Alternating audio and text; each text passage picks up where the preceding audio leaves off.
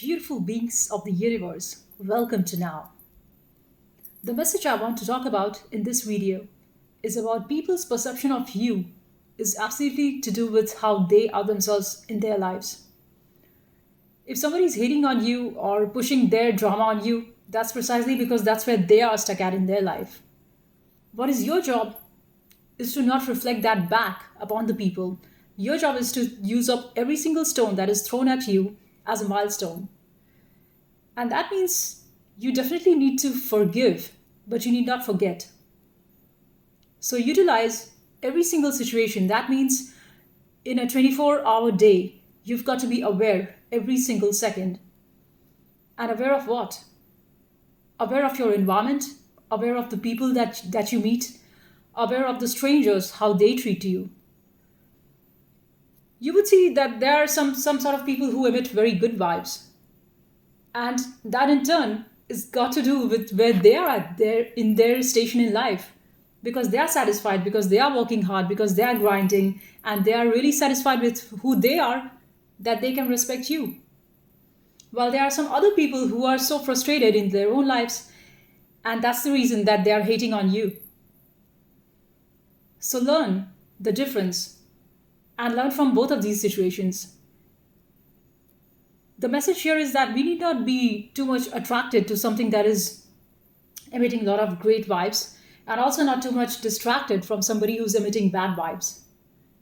Definitely, this world is duality, the game of good and the bad, the game of your friends and your enemy, the game wherein you've got likes and dislikes. But what is essential is to watch through these things and stay with the awareness that you're not this body and mind. And just like you, the other person is also not a body and mind. So you are the pure consciousness, and so is the other thing. And know that in this whole entire gameplay that is going on, the game of duality, you would be a villain in certain man or woman's life. That's the character that you're playing.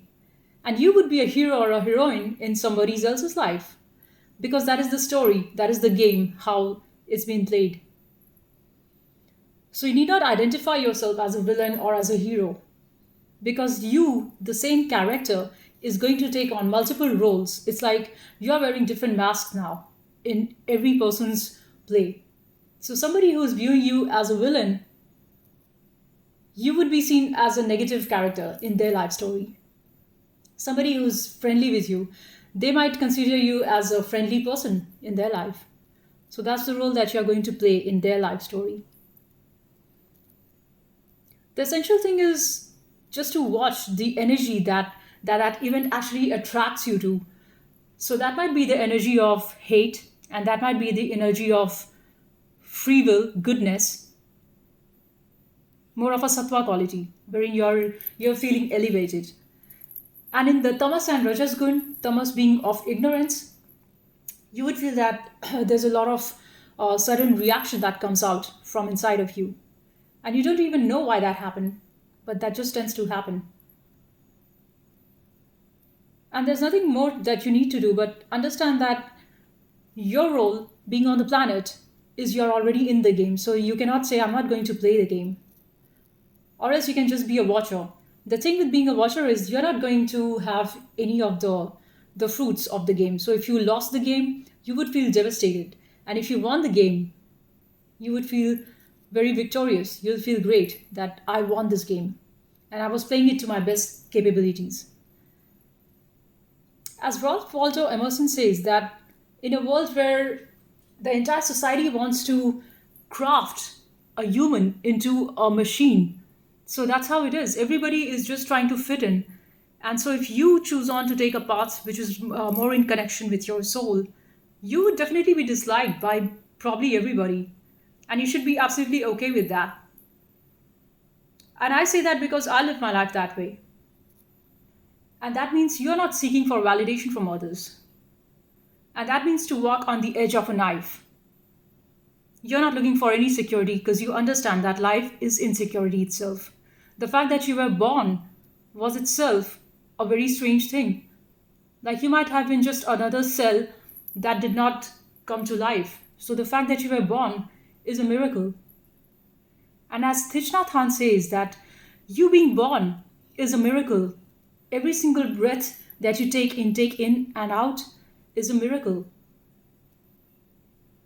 So if you see to life as a miracle, you are going to be thankful for every single thing. For for you having two hands, for you having two legs, for you having a mind that can solve problems, that can give you the things that you appreciate in your life, like food, like water, like the sunshine, like the wind, like the rain. And why I'm saying about this is, if you feel that you have been swayed away too much by the society, by, like, you have been sucked too much into this game of duality, and you feel that there's just no point continuing this game anymore, then you probably just need to unwind, because you have wanted yourself a lot. You have been playing this game too seriously. Though you see, as Alan Watts says, life was actually a game designed by the gods, that humans can play. And actually, gods just watch it from the top, like a game, how it's being played between the yin and the yang. But we get so caught up trying to prove ourselves that I'm right and you are wrong.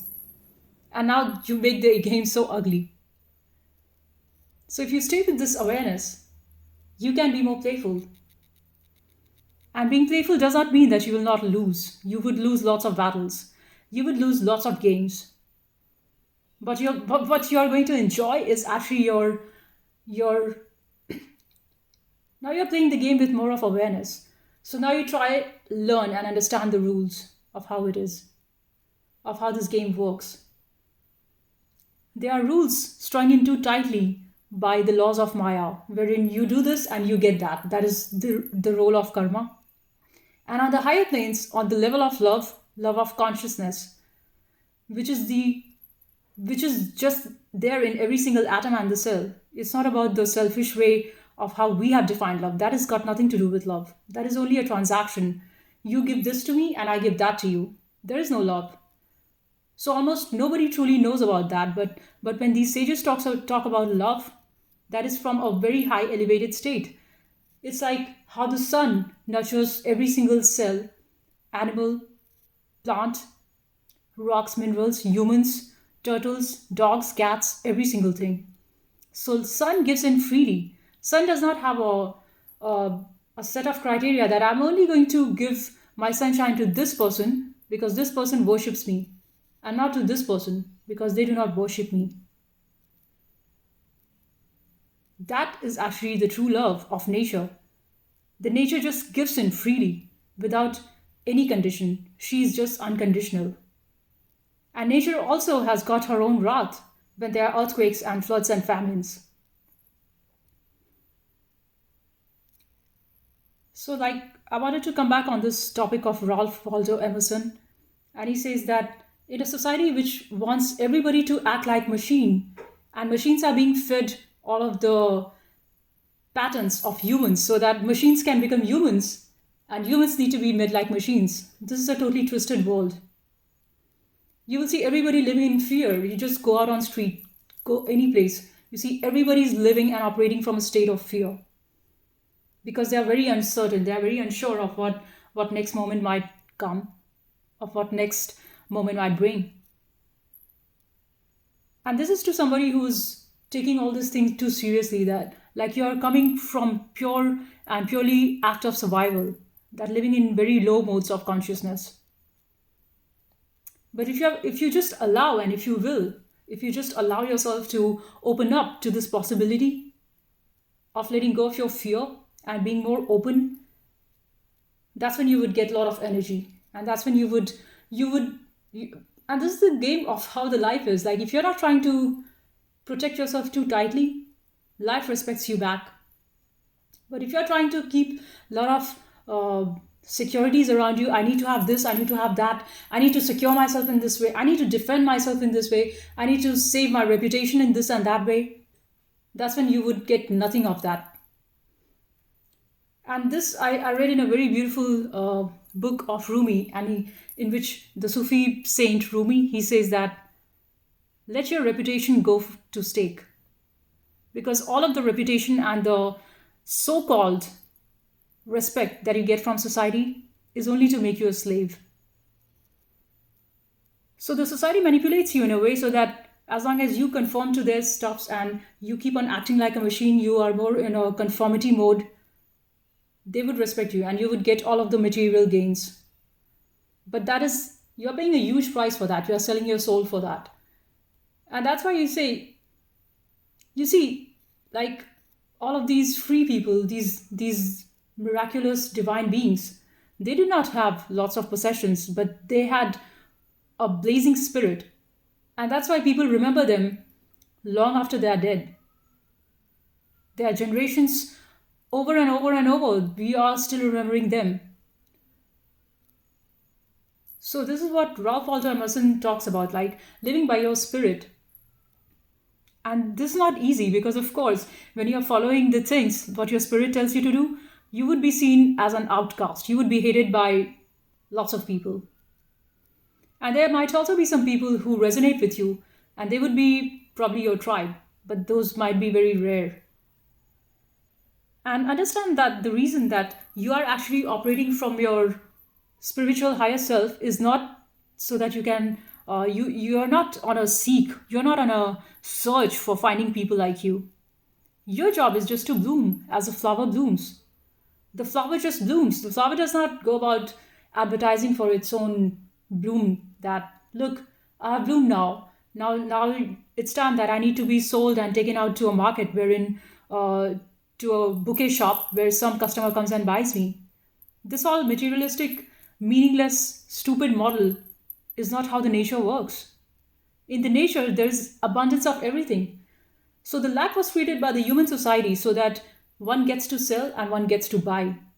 This is how the economics drives. This is how the capitalist world is. And of course, I think this much intelligence every human has as to how much you need for your own self. But whatever you need, that much is enough. I read another beautiful quote which I would share from shamans, and like those are like highly enlightened beings, shamans, and they say that anything that you have in excess, which is more than what you need, is actually not useful for you. So you might have excess of something, but you might not require it. So now you have to spend a lot of time trying to maintain that. Now you are living in a mode of fear, trying to see, oh, this should not be taken away from me. Oh, I've got this, and this, which is so precious. Might be material or some friend or some relation, which you are so much dependent on. So what is essential is that you need to unwind, and you just need to see to what is it exactly that you are here for. Now, as per Emerson, he says that your life is like an empty book and you get to write. So if you write your own story, of course it's not easy. And there would be society which would want to rub it and dull your intellect and say no. Because anytime you bring out an opinion, guess what? What do you face? You face a straight onslaught from society saying, no, this is not it. See, because we all are doing things in X manner, and now you come in and say why. So definitely there would be a repercussion on that. There would be an anti-force that acts on that. However, you as a creator now needs to just see to it as a form of varied opinion. So you do not let your personal small ego come into the play. So you take the best out of that. So if there's a feedback that you need to work on, you say, sure, probably I need to work on that. Or if you see that it's coming purely out of ignorance and hatred, which is not going to serve you in your path of creativity, you just let that go. And it might be difficult, but again, it's like a muscle that you need to keep on practicing every single time. With each rub, your knife of intellect has got to get sharper. You cannot let it go blunt. And I understand this path is not easy, and everybody knows that. That's why people choose to conformity and people choose to be like everybody else, blind leading the blind. That's why you see there's so much of hate in society. Because the moment you are being yourself, as you shining your own light, you're seen as a threat to everybody who's operating out of ignorance. because your presence itself becomes a light in them that, oh, wait a minute, why is she being so much light source? I'm living out of ignorance. Why is she being like that? Or why is he being like that? So, of course, you would be seen as a threat. Though all you're doing is you are shining your light so others can be themselves, so others can shine their light. But then again, your job is not to uh, push this notion to the world that, well, I'm so and so, and this is how I need to be seen. Your job is just to bloom. And whether it would be seen as a beautiful thing or as a ugly thing, you just let it be. You just leave it on the society. For example, you write a book. Now, your novel might be seen as a totally revolutionary novel to some of the audience. Whereas to some other audience, your critics, they might not like it at all. They might think it's a whole lot of wastage of time. Like, why are you even publishing this book? This makes no sense at all. So you let it be. Because you know that as long as you're alive, your job as a creator is to try and see how best you can write the story of your life. And how's the way that you actually judge your actions is by watching what are the things that you're doing. Like I've seen this in myself, and I'm pretty much aware of that. Like in your mind, the mental map might be too solid and too fancy that I should learn this and this thing maybe within 4 or 5 hours. But when you actually set on doing that task, you see that, wow, this is a work worth 80 hours of work. So many times our mind just misinterprets time. And time is a thing like that. Time is a very relative thing. So somebody's sense of time does not necessarily fit into your sense of time because the way you operate is actually your sense of time. Time is a very, very relative subject. And time does not just go by the clock hours. So you might see just the needle ticking, but time is a very ambiguous thing. And also, you will notice yourself that as you are coming from this space of awareness, you will see that there's a lot of clouds of haziness and clouds of unclarity that surrounds you. Because guess what? Now you're not taking feedback or pointers from others. Now you have navigated your needle, which is giving you directions from inside. So when you come from inside, you feel there's a lot of space of darkness, and you feel like, well, I do not have any pointer. So you go and read all these great books of Vedas and of great sages who have already lived through this dark, bleak chaos and difficult path of life, and they have found the solutions. So definitely, you do not want to miss out on some great work which has already been there, but you also want to find your own truth. So you go about doing these experiments, you read these books, and you take in that knowledge, and then you do these experiments. Is it true? Is it really there, or is it that I'm just following something blindly? Because I'm too scared to come to the point that, and I know that I would end up into this point of saying, I don't know.